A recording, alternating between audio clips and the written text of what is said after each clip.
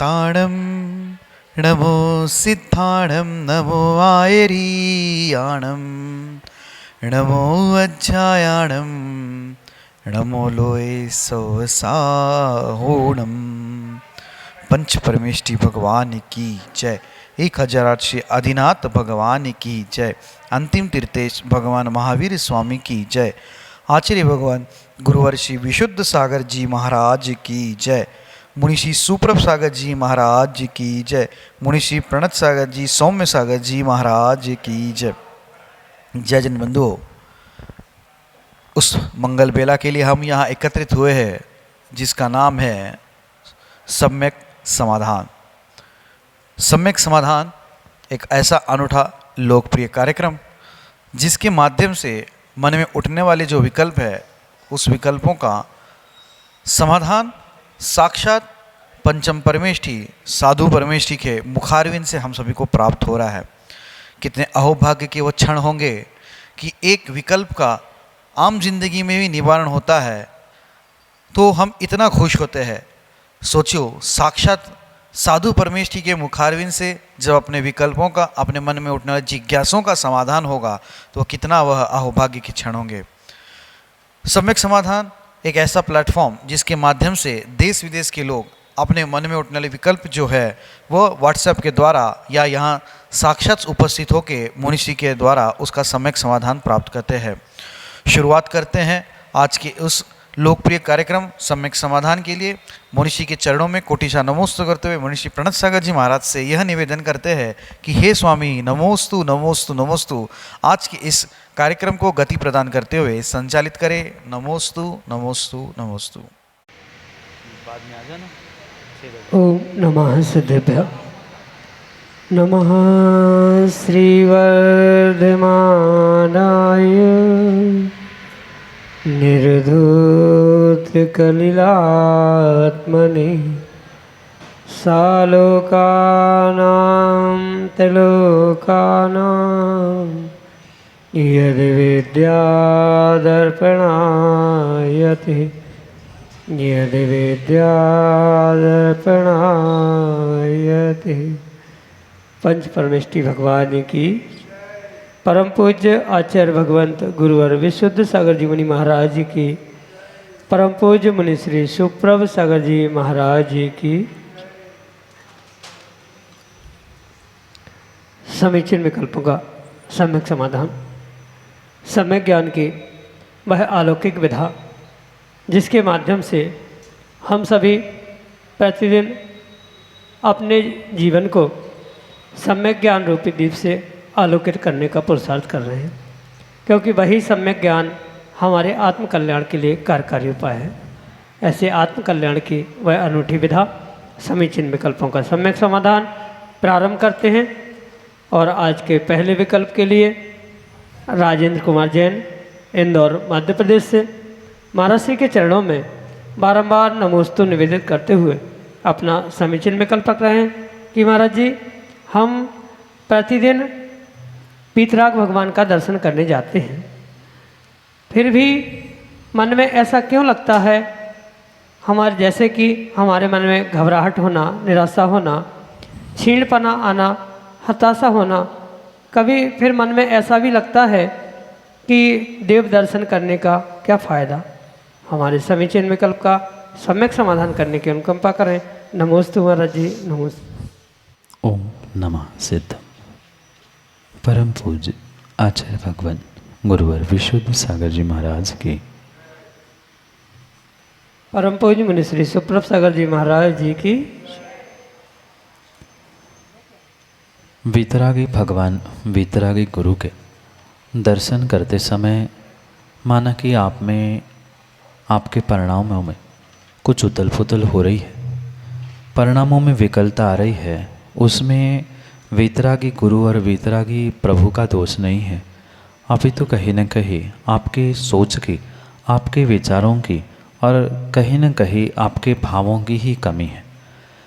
क्योंकि अगर भावों की निर्मलता होती तो वीतरागी प्रभु के दर्शन करने मात्र से असंख्यात कर्मों के निर्जरा होते हुए अचिंत्य पुण्य की प्राप्ति होने की संभावना होती है।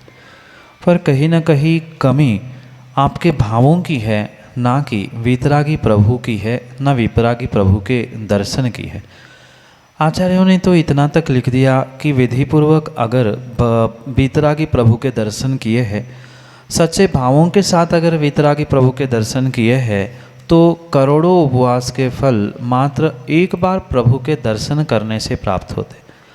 और ऐसे वीतरागी प्रभु के दर्शन करते समय जो आपके आकुल व्याकुल परिणाम हो रहे हैं, डर लगना, हीन भावना आना आदि जो कुछ भी कार्य हो रहे हैं, कहीं न कहीं ये आपके पुण्य की कमी है, आपके भावों की कमी है, जिस कारण से ये सब कुछ आपके साथ घटित हो रहा है। इतना ही नहीं, कुछ ऐसे भी क्षीण पुण्यात्मा या पापी ही कहते जीव होते हैं जो वीतरागी प्रभु को देखकर उनसे दूर भागने का प्रयास करते, उन प्रतिमाओं को अलग करने का प्रयास करते हैं। ऐसे नाना प्रकार के विकल्प उनके दिलो दिमाग में आते हैं।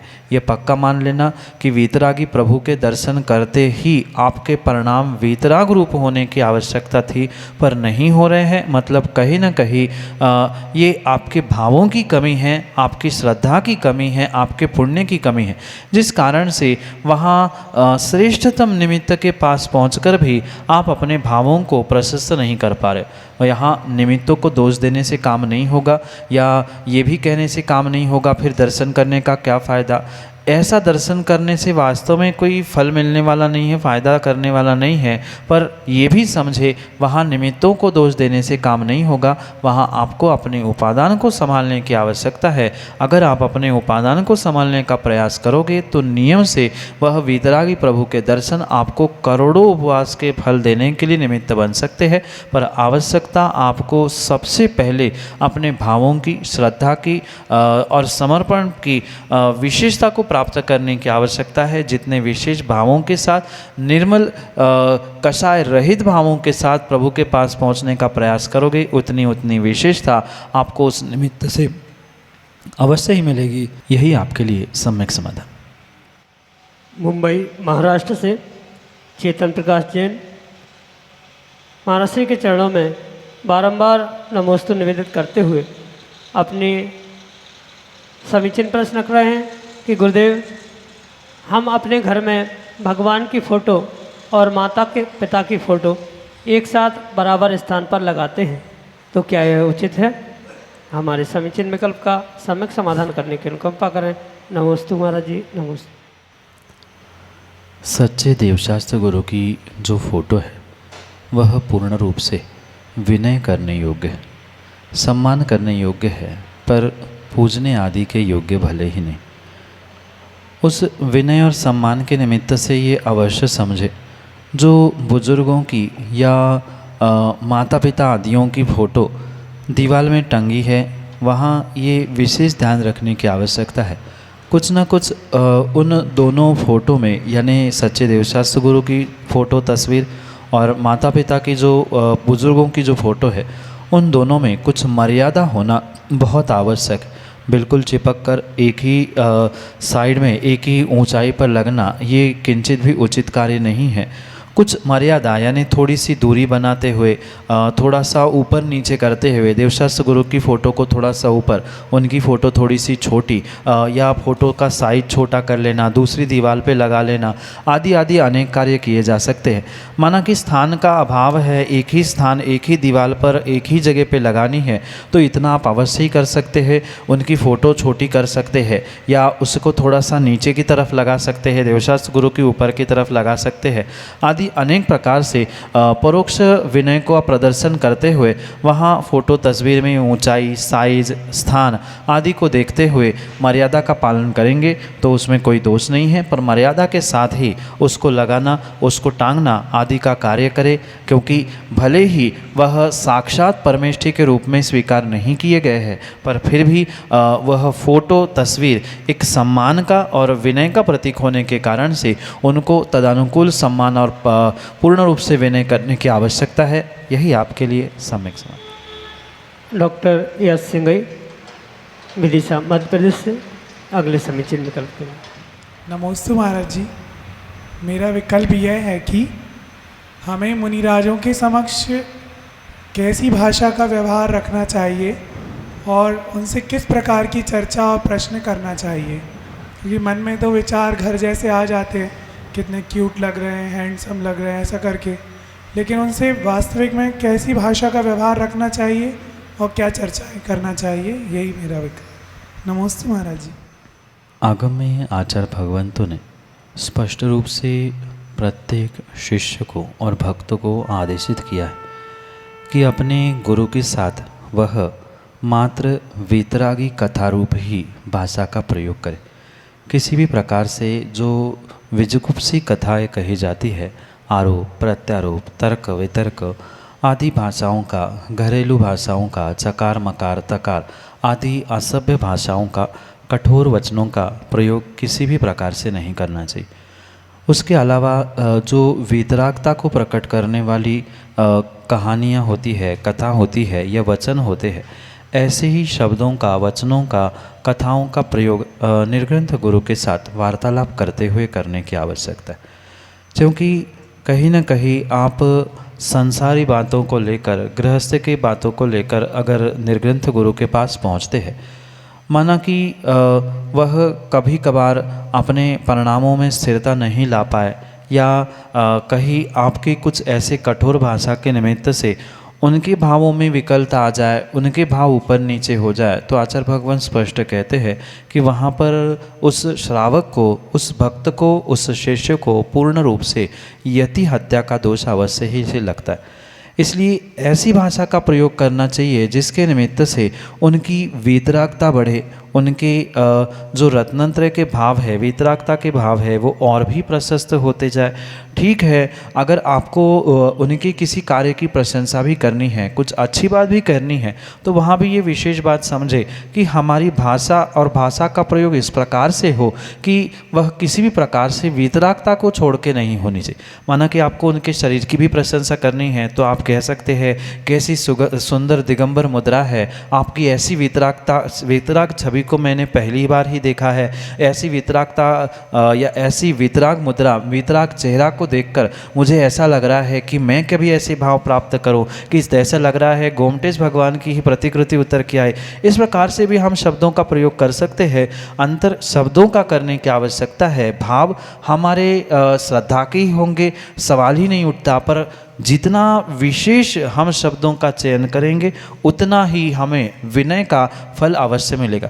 क्योंकि अविनय से युक्त चकार मकार के कठोर शब्दों का अगर प्रयोग किया जा रहा है तो नियम से वहाँ अविनय का दोष लगेगा। और मात्र शरीर से ही विनय नहीं होती, अपितु वचनों से भी विनय हुआ करती है। इसलिए आपने अगर पुराण ग्रंथों में या किसी ग्रंथों में पढ़ा होगा, शिष्य प्रश्न भी पूछता है तो कहीं अहंकार में आकर नहीं पूछता है, क्यों बता रहे कि नहीं, मुझे तो चाहिए, नहीं, ये शिष्य की भाषा नहीं होती। शिष्य जब भी पूछेगा भो भंते, भो भगवान, हे मुनि भगवान, मेरी ये जिज्ञासा है, मैं ये नहीं समझ पा रहा हूँ, मेरे जिज्ञासा का समाधान करे, मेरे लिए ये मार्गदर्शन करे। इस प्रकार की भाषा का प्रयोग करते हुए आपकी भाषा से, आपके शरीर से, आपके मन से प्रतिपल उनके प्रति, उनकी वीतरागता के प्रति विनय झलकना चाहिए। वही श्रेष्ठतम भाषा हो सकती है। अन्यथा कहीं न कहीं उनसे चर्चा करते हुए, इधर उधर की बातें करते समय अगर आपने उनकी वीतरागता से उनको विमुख करने का प्रयास किया, ठीक है वे अपने उपादान से भी पहुंच रहे हैं, पर कहीं न कहीं आपका अभिप्राय जैसा होगा कथनचित आपको भी वैसा पुण्य पाप लगने की संभावना हो सकती है। इसलिए जितनी वीतराग वर्धक वचन है, वीतराग वर्धक कथा है, उनका ही प्रयोग उनकी चर्चा, उनके साथ चर्चा करते हुए करें, उनको उनके वैराग्य के बारे में पूछे। क्योंकि भाषा का तरीका बदलने से बहुत सारा विनय और बहुत सारा कार्य सिद्ध हो सकता है। भले ही आपके मन में जो भी जिज्ञासा हो, कोई सांसारिक भी क्यों ना हो, पर उसे पूछने का तरीका सीखने की आवश्यकता है। क्योंकि समय बहुत अल्प है, उतने समय में पूरे जीवन की और बोलने की वचन कलाएं नहीं सिखाई जा सकती। उसे लंबे समय तक गुरु के सानिध्य में रहते हुए सीखना पड़ेगा। यही आपके लिए सम्यक समाधान। क्लियर अंदर विदिशा मध्य प्रदेश से अगले समीचीन विकल्प के लिए आदित्य जैन सीए। नमोस्तु गुरुवै, हमारे आज्ञा चक्र में भली भांति विराजमान हे गुरुराज, मेरा प्रश्न है, ग्रहित मिथ्यात्व में कुदेव, कुधर्म, कुगुरु का स्वरूप बताते हैं, तो 363 मत नहीं थे, ऐसे पुराने कालों में हम अगर अवसर्पणी उत्सर्पणी कालों की बात करें तो उसमें किन धर्म को कुधर्म कहा जाता था, किन गुरुओं को कुगुरु कहा जाता था और किन देवों को कुदेव कहा जाता था? क्योंकि हुंडा और उत्सर्पणी काल के कारण हमें इतने 363 मत दिखाई देते हैं। कृपया समीचीन विकल्प का सम्यक समाधान प्रदान करें। नमोस्तु गुरुवर नमोस्तु। हमारे पूर्वाचार्यों ने आगम में मिथ्यात के दो भेद किए, एक द्रव्य मिथ्यात और एक भाव मिथ्या। अगर कालों की अपेक्षा से इन दोनों भावों को समझे तो पांचवें या पंचम काल में ही यह द्रव्य मिथ्यात साक्षात देखने में आता है, और उसके पूर्व भी जो मिथ्यात होता है वह मात्र भाव मिथ्यात के रूप में ही होता है, ऐसे आगम का वचन। और फिर रही बात जो पहले से ही उसके भूमि का रूप 363 मत आदि दिख रहे थे, वह भले ही चौथे काल में प्रारंभ हुए थे, पर यह पक्का मानना चौथे काल में द्रव्य मिथ्यात रूप पूर्ण रूप से जो आज हमें कुदेव, कुगुरु, कुशास्त्र, कुधर्म आदि दिख रहे हैं, ऐसी साक्षात परिणति वहाँ पर नहीं थी। हाँ, 363 मत अवश्य थे, पर मत मात्र भाव मिथ्यात रूप थे, क्रिया रूप बिल्कुल भी नहीं थे। इसलिए वहाँ ये नहीं कहा जा सकता कि किनको क्या कहा जाए, कौन कुदेव या कुगुरु का कैसा स्वरूप होता है, ये वर्तमान में साक्षात आप देख ही रहे हो, उसको विस्तार करने की आवश्यकता नहीं। पर ये रहस्य आगम के परिप्रेक्ष्य में आप अवश्य समझे कि ये जो कुछ भी व्यवस्था है कहीं न कहीं पंचम काल की ही व्यवस्था है, जहाँ ये द्रव्य मिथ्यात रूप दिखते हैं। भाव मिथ्यात तो सभी कालों में प्राप्त होते हैं, क्योंकि मिथ्या दृष्टि भी सभी कालों में होते हैं, मिथ्यात भी सभी कालों में होता है, पर वह मात्र भाव मिथ्यात रूप ही होता है। इसलिए जो गृहीत मिथ्यात के विषय में भी कहा जाता है, वहाँ भी हमें इसी प्रकार से समझने की आवश्यकता है। जो ये द्रव्य रूप से गृहीत मिथ्यात दिख रहा है, वह पूर्ण रूप से हमें मात्र पंचम काल की ही विशेषता समझनी होगी। अन्य कालों में ये भाव मिथ्यात रूप ही होता है, द्रव्य मिथ्यात रूप नहीं होता। इसलिए उन कालों की अपेक्षा से वहाँ स्वरूप का कथन तभी होगा जब वहाँ कुछ वस्तु होगी। वैसे कुदेव, कुगुरु, कुशास्त्र रूप द्रव्य स्वरूप किसी का है ही नहीं, तो उन कालों की अपेक्षा से कैसे कहा जा सकता है कि उन कालों में उनका स्वरूप क्या होगा? वह स्वरूप तो पंचम काल की ही देन है। द्रव्य मिथ्यात जो देखने में आ रहा है वह पूर्ण रूप से पंचम काल की ही देन है। पूर्व में मात्र मतों की अपेक्षा से, मानसिकता की अपेक्षा से या भाव मिथ्यात की अपेक्षा से ही भेद थे। द्रव्य मिथ्यात पंचम काल की अपेक्षा से ही समझना होगा, और उसी अपेक्षा से फिर ग्रहित मिथ्यात, कुदेव आदि आदि के स्वरूप को भी हमें इसी काल की अपेक्षा से समझना होगा। यही आपके लिए सम्यक समाधान। ऋचा जैन, ललितपुर उत्तर प्रदेश से अगले समीचीन विकल्प के लिए। नमस्ते महाराज जी, मेरी जिज्ञासा यह है कि तिथि के अनुसार ही व्रत क्यों स्टार्ट करना? जैसे 14 के दिन कोई व्रत स्टार्ट करना, कोई पंचमी से, कोई एकम से, और फिर उसको उन्हीं डेट पे सेम करना, जैसे 14 का 14 पे, अष्टमी का अष्टमी से। तो ऐसा मतलब तिथि से शुरुआत करने से क्या फ़ायदा है या क्यों करना चाहिए? नमोस्तु महाराज जी, नमोस्तु। व्रत की विधि अनेक प्रकार से वर्णित की गई है, और उन अनेक प्रकार के व्रतों की विधि को हमें आगम के परिप्रेक्ष्य में सुव्यवस्थित रूप से समझने की आवश्यकता।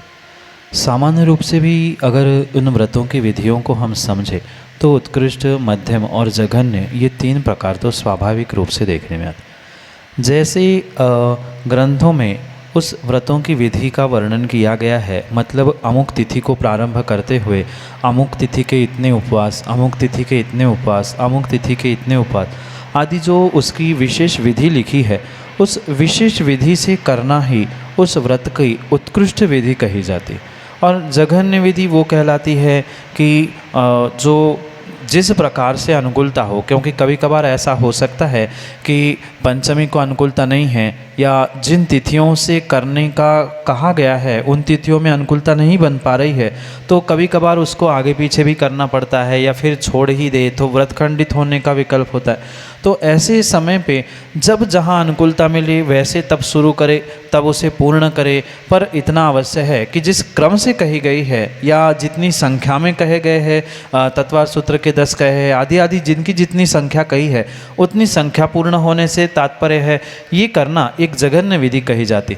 और इसके बीच में जो मध्यम विधि है, जैसे कि प्रारंभ हमने तिथि से कर लिया और कुछ समय तक तिथि से करते भी आए, माना कि अब कुछ विषमता ऐसी फंसी कि जिस कारण से वह तिथि के अनुसार क्रम से नहीं कर पा, तो पुनः जैसे अनुकूलता है वैसे कर लेना, ये गुरु आज्ञा से इसके बदलाव कर लेना, ये सब कुछ कार्य किए जा सकते हैं। ये मध्यम विधि, और मध्यम विधि के अनेक प्रकार आचार्यों ने कहे हैं, तो हम जिस प्रकार से चाहे उस प्रकार से व्रत कर सकते हैं। पर यह ध्यान रखें, जितनी उत्कृष्ट विधि होगी फल भी हमें उतना उत्कृष्ट ही मिलेगा।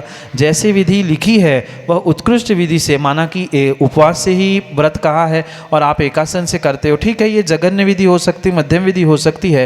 पर पुण्य की अगर विशेषता चाहते हो तो जिस प्रकार के, जिस तिथियों से जब शुरू करना, मुहूर्त, वार, तिथि, बिल्कुल वैसा ही करेंगे तो विशेष फलदायी होता है। नहीं करेंगे तो पाप नहीं पड़ता, पर जो विशेष फल उत्कृष्ट विधि से मिलता है वह सामान्य, मध्यम, जघन्य विधि से नहीं मिलता।